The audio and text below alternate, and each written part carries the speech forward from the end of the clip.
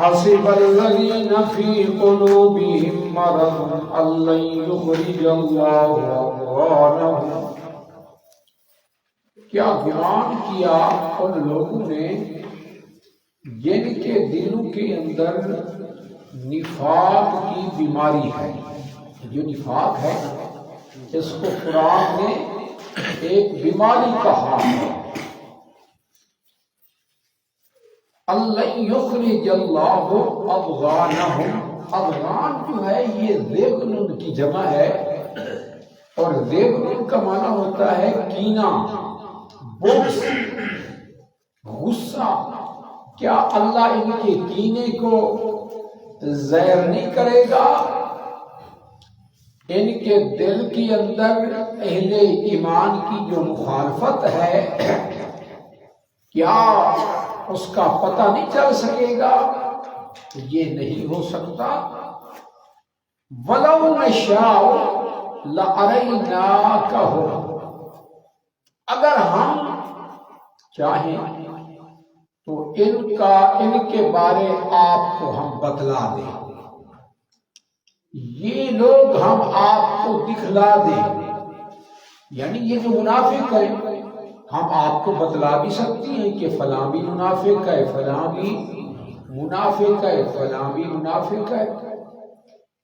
جب تک یہ آیت نازل ہوئی نا اس وقت تک کئی ایسے منافق تھے جن کے بارے آپ علیہ السلام کو علم نہیں تھا، اور بعد کے اندر ان کی عادات و خصلات سے کیونکہ مختلف مواقع آئے. جس طرح ایک موقع پہ ابن ابی نے اپنے ساتھی لے کر مقام احد پہ پہنچنے کے باوجود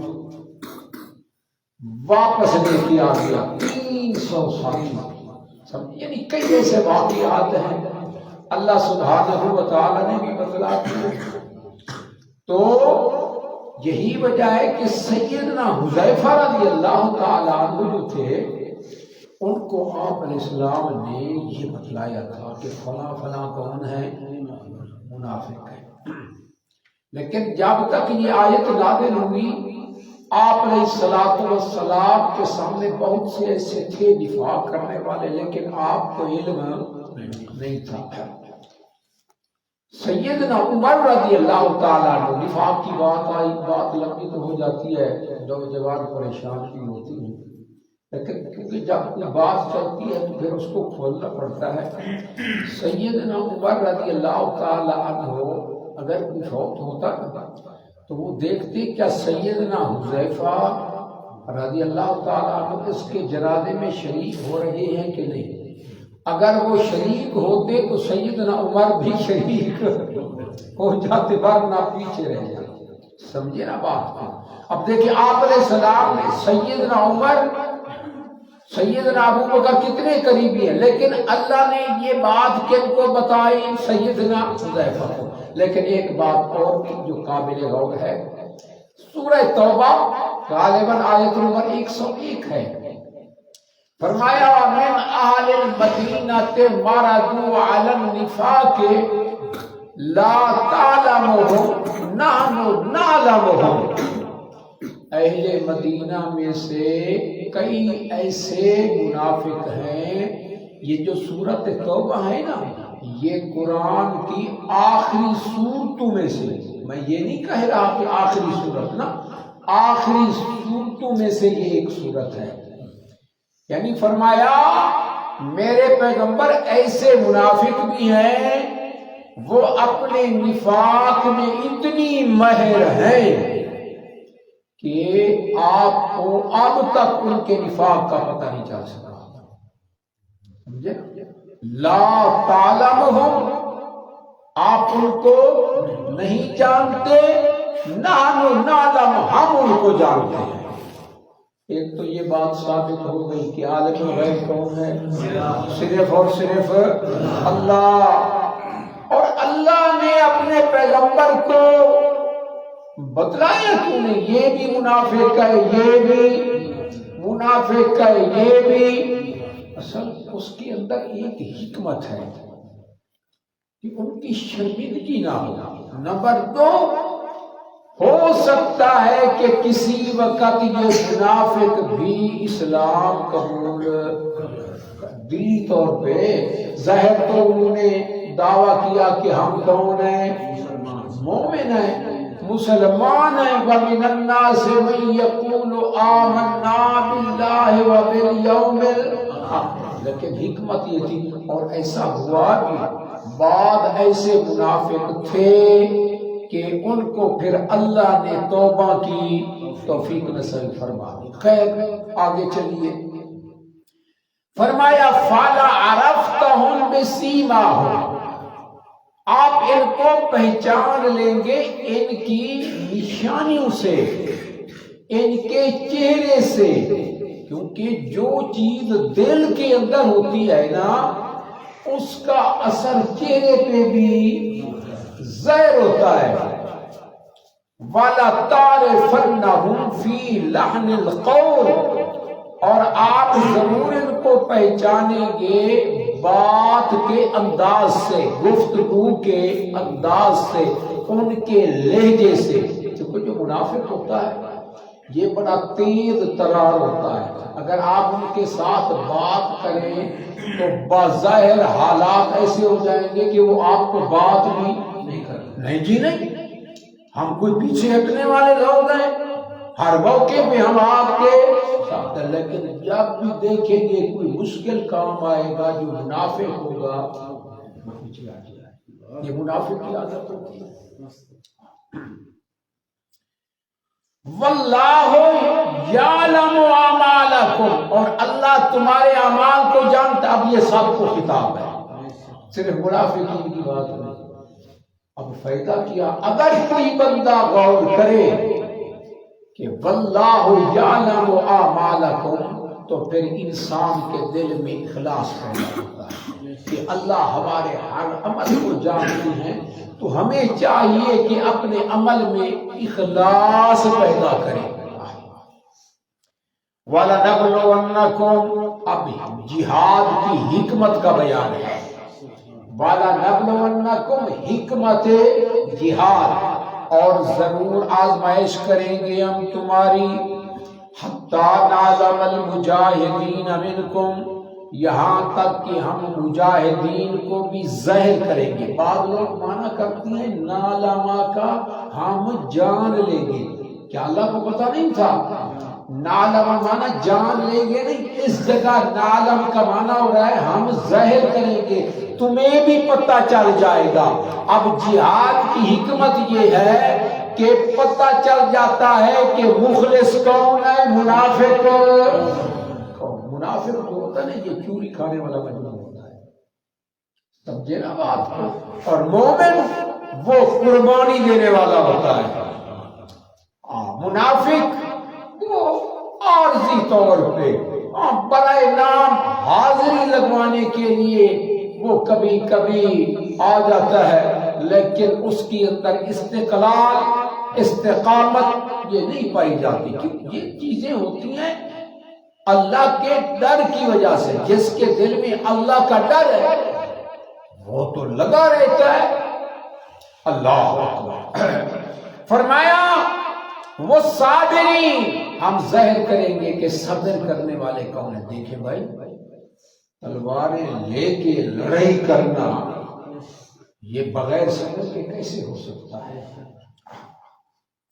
وَنَبْلُوَ أَخْبَارَكُمْ، اور تمہارے اس کے علاوہ جو حالات ہیں ہم ان کو بھی جانچ لیں گے۔ إِنَّ الَّذِينَ كَفَرُوا، اب یہاں پھر کفار کا ذکر ہے، پہلے منافقین کا ذکر تھا۔ منافق کتنی خطرناک ہوتا ہے، کل سارا سبق ان کے بارے تھا منافقین، کیونکہ منافق جو ہے یہ کافر سے بھی بڑا خطرناک ہوتا ہے۔ وہ نماز بھی ساتھ پڑھتا ہے، آگے پیچھے بھی کبھی کبھی حاضری لگوا لیتا ہے، اور پھر جب وہ نقصان پہنچانے پہ لوگ کہتے دیکھیے نا یہ ان کا اپنا ساتھی ہے۔ منافق کافر سے بھی بڑا خطرناک ہوتا ہے۔ فرمایا ان الذین کفروا وصدوا عن سبیل اللہ، بے شک جن لوگوں نے کفر کیا اور دوسروں کو بھی اللہ کی راہ سے روکا، وَشَاقُوا الرَّسُولَ اور اللہ کے رسول کی مخالفت کی، مِن بَعْدِ مَا تَبَيَّنَ لَهُمُ الْهُدَى اس کے بعد کہ ان کے سامنے راہ حق ہدایت والا راستہ واضح ہو گیا، لَن يَضُرُّوا اللَّهَ شَيْئًا یہ اللہ کو نقصان نہیں پہنچا سکتے۔ کیا مطلب؟ اللہ کے دین کو نقصان نہیں پہنچا۔ آپ کا کیا خیال ہے؟ اگر منافق پیچھے ہٹ جائیں تو پھر دین کا کام رک جاتا ہے؟ نہیں جی، نہیں۔ اللہ نے جس بندے سے بھی دین کا کام لینا ہوتا ہے وہ تو کرتا ہی رہتا ہے، وہ کسی کی پرواہ نہیں کرتا۔ آج فلاں وہ چلا گیا، فلاں بندہ پیچھے ہٹ کیا ہو گیا؟ جس نے کام کرنا ہے اس نے تو کرنا ہی ہے نا۔ کیوں؟ اس کا مقصد کیا ہے کہ اللہ راضی ہو جائے۔ اب کوئی دو بندے سامنے بیٹھے ہیں، چار بندے سامنے بیٹھے ہیں، جس نے بات کرنی ہے اس نے تو کرنی ہے نا۔ سبحان سبحان۔ وَسَيُحْبِطُ أَعْمَالَهُمْ اور ان کی کوششوں کو اللہ برباد کرے گا۔ مشرک کا عمل تو ویسے بھی برباد ہوتا ہے، یہاں مقصود کیا ہے؟ اعمال سے مراد منفی سرگرمیاں۔ میرے پیغمبر آپ کے خلاف یہ بڑا زور لگا رہی ہیں، بے شک لگانے دو، لیکن ان کی کوششیں کارگر ثابت نہیں ہوگی۔ میرا فیصلہ ہے هو الذی ارسل رسولہ بالہدی ودین الحق لیظہرہ علی الدین کلہ ولو کرہ الکافرون۔ میرے پیغمبر میں نے دین اسلام کو غالب کرنا ہے، اور اللہ نے کر کے دکھایا، کر کے دکھایا۔ سبحان۔ یا ایھا الذین آمنوا اے ایمان والےو، اطیعوا اللہ و اطیعوا الرسول اللہ اور اللہ کے رسول کی اطاعت کرو، ولا تبطلوا اعمالکم اور اپنے عمل کو برباد نہ کرو، پیچھے ہٹ کے استقامت اختیار کرو۔ اور جو بندہ پیچھے ہٹ جائے تو پھر نتیجہ کیا نکلتا ہے؟ رائے حق پر چھوڑ دے۔ استقامت ہدایت بھی نعمت ہے، لیکن اس سے بڑھ کر استقامت نعمت ہے، سمجھے؟ بہت سے ایسے ہم تو کئی بار دیکھ چکے ہیں کہ بہت سے لوگ قریب ہوتی ہیں، کچھ دنوں کے بعد وہ پیچھے ہٹ جاتے ہیں۔ اب وجہ کیا ہے؟ کہ استقامت نصیب نہیں۔ استقامت اللہ کی بہت بڑی نعمت ہے، اللہ استقامت نصیب فرمائے۔ ان الذین کفروا وصدوا عن سبیل اللہ بے شک جن لوگوں نے کفر کیا اور دوسرے لوگوں کو بھی اللہ کی راہ سے روکا، ثم ماتوا وہم کفار پھر مر گئے اور وہ کفر کرنے والے، فلن یغفر اللہ لہم اللہ ایسے لوگوں کو کبھی معاف نہیں کرے گا۔ فلا تہنوا وتدعوا الی السلم ہمت نہ ہارو بنو، کیونکہ بات چل رہی ہے جہاد کی، سمجھے نا؟ کہ سبق جو ہی شروع کیا تو فرمایا کہ حکمت جہاد کو بیان کیا، جہاد کی بات، ہمت نہ ہارو، وتدعوا عاطفہ ہے تو عبارت جائے بھی کیا بنے گی؟ ولا تدعوا الی السلم، ہمت ہار کر کفار کو صلح کی دعوت نہ دو۔ او چلو صلح کر لیتی ہیں، نہ تم ہم سے لڑائی کرو گے نہ ہم تم سے، بالکل صلح کرنے کی ضرورت نہیں ہے۔ مشرک سے پلید سے کوئی صلح ہو سکتی ہے؟ پلید تو کوشش کرتے رہتے ہیں، اور بات لمبی ہو جاتی ہے، بس اختصار سے کئی بار ایسے کہا گیا اور جی آپ یہ مسئلہ بیان نہ کریں، ہم بھی نہیں کرتے، صلح کرتے۔ مسئلے میں کیا صلح ہے جی؟ اگر کوئی بندہ کہے آپ یہ مسئلہ بیان نہ کریں اور اس مسئلے کو قرآن نے بیان کیا، اب اس میں کوئی کمپرومائز ہو سکتی ہے؟ مومن پیچھے ہٹ سکتا ہے؟ اللہ اللہ اللہ۔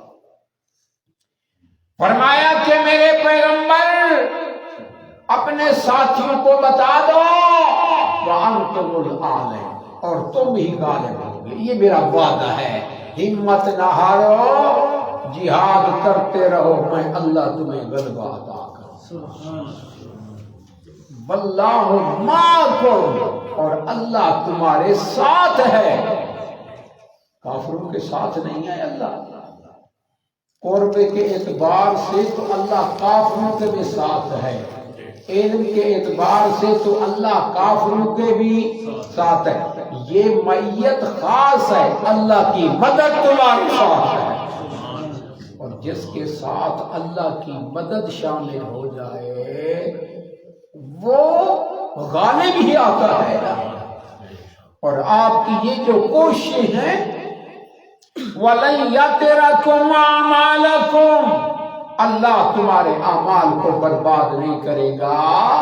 اللہ سبحانہ و تعالی بڑا قدردان ہے، اللہ رب العالمین تمہاری کوششوں کو قبول فرمائے گا۔ انما الحیات الدنیا لعب و لہو، دنیا کی زندگی کھیل تماشا ہے، اس طرح کے نہیں۔ آپ بچپن کھیل میں، جوانی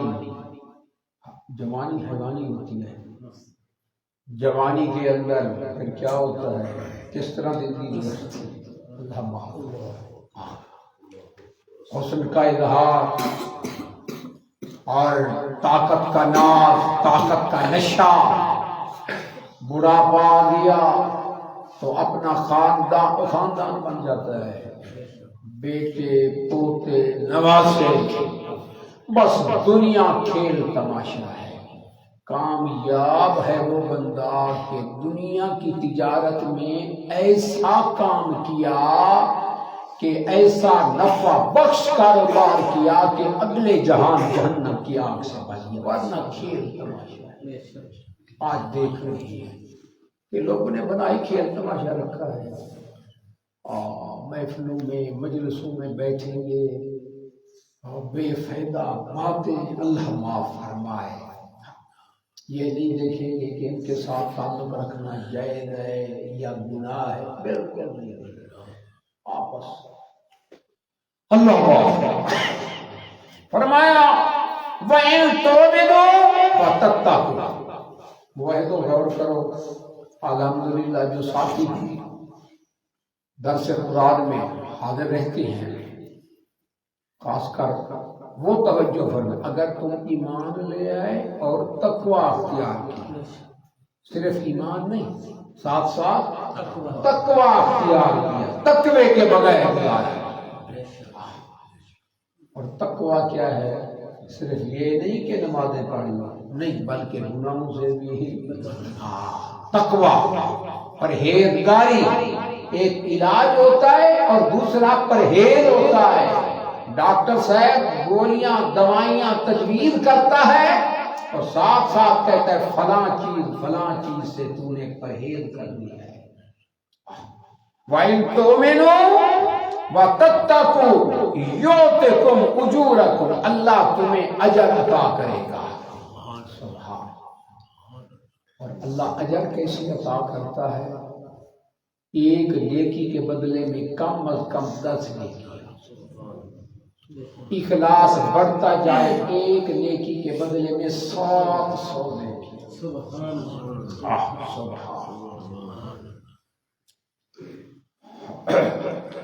وَلَا يَسْأَلْكُمْ أَمْوَالَكُمْ، اور اللہ تم سے، اب دیکھیں نا، پہلے جہاد، اب انفاق فی سبیل، اللہ تم سے تمہارا سارا مال نہیں مانگتا، یہ اس کا احسان ہے کہ نہیں؟ اب زکوٰۃ یہ 5% ہے، کتنا ہے؟ 2.5% ہے، اور عشر 5 عشر 10واں۔ آج کل جو عشر ہے نا، یہ 10واں نہیں ہوتا، یہ 20 و 20 ہوتا ہے، 5%، اور زکوٰۃ 2.5%۔ اب دیکھیں یہ کوئی زیادہ ہے؟ یہ کیا زیادہ ہے؟ اللہ سارا مال تو نہیں مانگتا، 100 میں سے 2.5 روپے، 100 میں سے 5 روپے۔ 10واں حصہ اس جگہ پہ ہوتا ہے جہاں بارش وغیرہ ان چیزوں سے فصل اگتے ہیں، وہاں 10 روپے ہوتے ہیں 100 میں سے، سمجھے؟ آج کل یہ جو چلتے ہیں نا ہمارے علاقے میں، یہ 20 ہے، 20 کہتے ہیں 20ویں حصے۔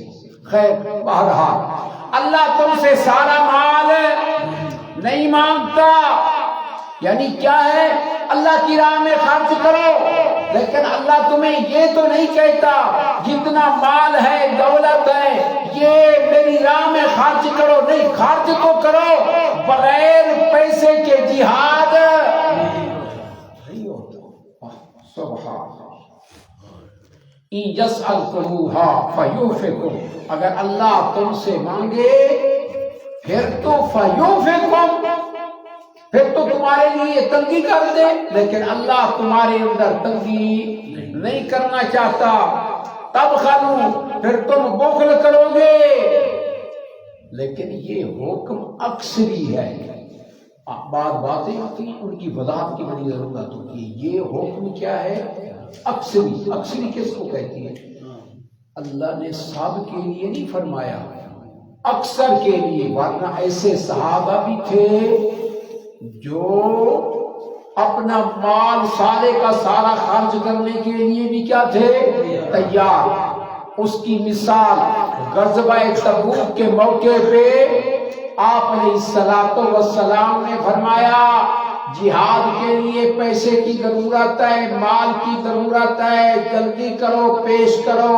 سیدنا عمر کے پاس جو کچھ بھی کیا، پاس تھا، اس کو 2 حصوں میں تقسیم کیا، آدھا مال اللہ کی نبی کی خدمت میں، آدھا گھر میں رکھا۔ سیدنا ابو بکر کے پاس جو بھی مال پیسہ جو بھی تھا، سارے کا سارا آپ نے سلام کیا۔ اس لیے میں نے کیا کہا؟ حکم اکثری۔ اگر یہ حکم مل جائے سارے مال جتنا بھی ہے پیش کر، نہیں سمجھے؟ حتیٰ کہ کوئی بندہ مرنے کے قریب ہے، اس کی جتنا جائیداد ہے وہ کہے کہ میں ساری جائیداد مدرسے کے حوالہ کرنا چاہتا ہوں، شرم جائز نہیں سمجھ۔ باقی جو تیرے رشتہ دار ہیں ان کا بھی حق بنتا ہے، تیرے بعد وہ بھیک مانگتے رہیں گے، کہ نا شریعت ہے، قانون ہے، ہر ایک کے لیے قاعدہ ہے۔ تشریح میں نہیں پڑھتا کیونکہ وقت پہ زیادہ خرچ ہوتا ہے، مسئلہ یہ ہے۔ توجہ فرمائے، فرمایا وَيُخْرِجْ أَضْغَانَكُمْ، پھر تو تمہارے غصے وہ بھی اللہ ظاہر کر دیتا۔ اگر تمہیں ایسا حکم ملتا کہ سارا مال دے دو، لیکن اللہ سارا مال نہیں مانگتا، لیکن خرچ کرو میری راہ میں، پیسے کے بغیر جہاد نہیں ہو سکتا۔ ہاں انتم ہؤلاء تدعون لتنفقوا فی سبیل اللہ، کیا تم یہی بلائے جاتے ہو تاکہ اللہ کی راہ میں خرچ کرو۔ فمنکم من یبخل، بعض تم میں سے جو بخل کرتے ہیں، ومن یبخل فانما یبخل عن نفسہ، اور جو بخل کرتا ہے وہ اپنی جان کا بخل کرتا ہے۔ غور کریں، جو بندہ بخل کرتا ہے وہ اپنی، کیا مطلب؟ اپنے آپ کو ثواب سے محروم کرتا ہے۔ واللہ الغنی، اللہ بے پرواہ ہے۔ کیا مطلب ہے؟ ایک طرف حکم ہوتا ہے اللہ کی راہ میں کیا کرو؟ خرچ، ساتھ فرمایا اللہ بے پرواہ ہے، فرمایا میں تو بے پرواہ ہوں، مجھے کیا ضرورت ہے، لیکن یہ جو تمہیں کہا جاتا ہے میری راہ میں خرچ کرو، اس میں فائدہ تمہارا ہے، ورنہ مجھے کیا ضرورت ہے۔ یہ انسان کا امتحان ہوتا ہے۔ مال و دولت دینے والا کون ہے؟ اللہ۔ اللہ نے جو کچھ دیا، اللہ نے فرمایا مما رزقناہم ينفقون، اور ہم نے جو دیا اس میں جو خرچ تو کرو۔ اب بندے اکثر ناکام ہو جاتی ہیں کہ نہیں، حالانکہ دیا کس نے؟ فرمایا میں تو بے پرواہ ہوں، وانتم الفقراء، تم محتاج ہونا، لیکن فائدہ تمہارا ہے کہ پیسے کو، دولت کو، مال کو میری راہ میں خرچ کرو۔ وَإِن تَتَوَلَّوْا، اور اگر تم پھر گئے، اسلام سے ہٹ گئے، احکامات کو چھوڑ دیا، یستبدل قوما غیرکم، اللہ تمہارے علاوہ اور قوم اور لوگ لے آئے گا۔ کوئی ہمیں پرواہ نہیں ہے، جو احکامات نہیں مانتا ہمیں کیا ضرورت ہے؟ ثم لا یکونوا امثالکم، پھر وہ تمہارے جیسے نہیں ہوں گے۔ آخر دعوانا